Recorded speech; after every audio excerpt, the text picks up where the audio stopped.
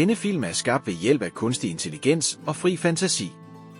Borgen, dens bygninger og hverdagslivet er genskabt ud fra gamle billeder, historisk viden og fri fortolkning af, hvordan livet på Hammershus kan have set ud i middelalderen.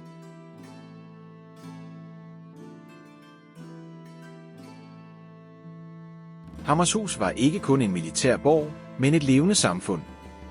Her boede fogeden, som styrede øen på kirkens vegne, sammen med soldater, håndværkere og tjenestefolk.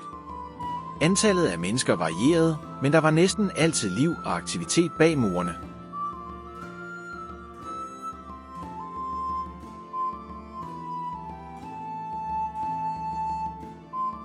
Tjenestefolkene tog sig af de daglige opgaver som madlavning, rengøring og forsyninger. Maden var enkel og baseret på lokale råvarer. Brød, grød, fisk og kød udgjorde hovedbestanddelene af måltiderne. Maden blev tilberedt over åben ild, og forrådet blev opbevaret i kældre og lagerrum. Øl var en almindelig drik, da drikkevand ofte var urent.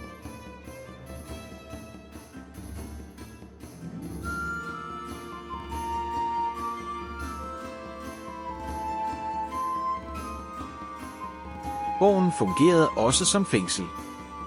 Her sad fanger indespærret, det kunne være politiske modstandere, forbrydere eller personer i konflikt med kirken. Forholdene var barske, med kolde, fugtige rum og meget lidt lys.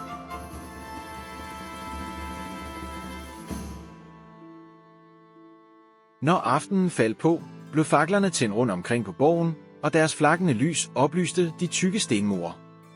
Dagens arbejde var forbi, og livet på borgen gled ind i en mere fredfyldt fase, hvor tempoet sænkede sig.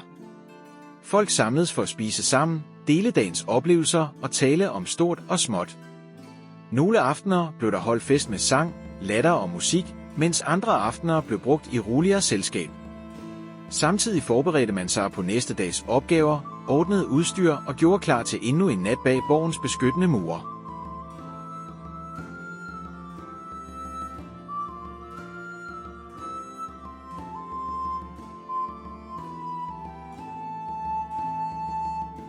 Kapellet på Hammershus var indviet til Sankt Margaretha og fungerede som et vigtigt religiøst samlingspunkt på borgen.